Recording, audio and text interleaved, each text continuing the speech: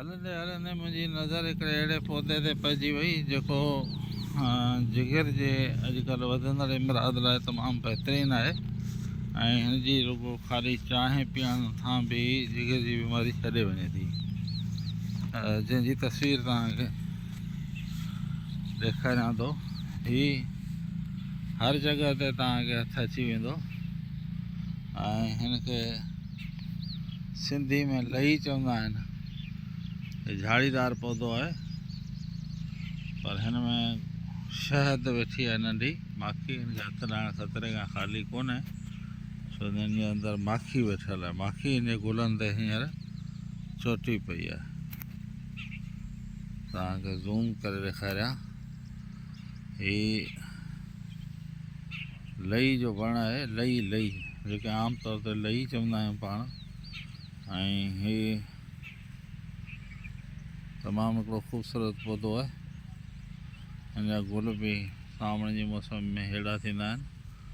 बाक़ी उहा आम कलर जी ॿूटी आहे ऐं तव्हां हिनखे लही जे वण खे पटे करे हिन जी चांहि पींदो त जिगर जे घणनि मर्दनि जो इलाजु आहे।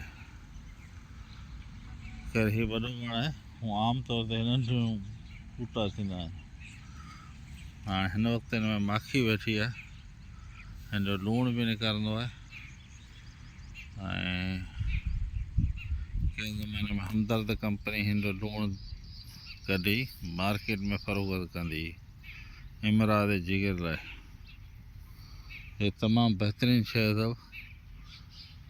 जिन खे कारी साई हेपाटाइटिस बी जो मसइलो आहे उहे हिन जो पतन पटे सुकाए पोइ चांहि ठाहे हुन जी पीअनि। वीडियो खे शेयर कजो ताकी अॻे हिनखे ॿियो कंहिंखे फ़ाइदो थिए। हीउ एॾो झाड़ीदार हीउ वणु हिते वॾो मूंखे नज़र अची वियो। आम तौर ते वॾो वणु कोन हूंदो आहे, नंढो हूंदो आहे, कलर में घणो थींदो आहे। ठीकु आहे, हीउ कलर में जाम थींदो आहे। हिन लाकुड़ वग़ैरह वढे हिन जा घर बि ठाहींदा आहिनि, ग़रीब माण्हुनि जा घर ठाहींदा आहिनि। ऐं जिन जॻह ते बीठो आहियां हुन जॻह ते वणनि जो फ़सुलु आहे। हाणे साफ़ु तव्हांखे ॾेखारियां थो,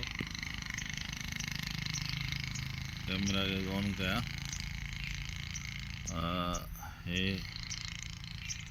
हे ज़ूम करे मूं तव्हांखे ॾेखारियो हीउ लही जो वणु। ठीकु आहे,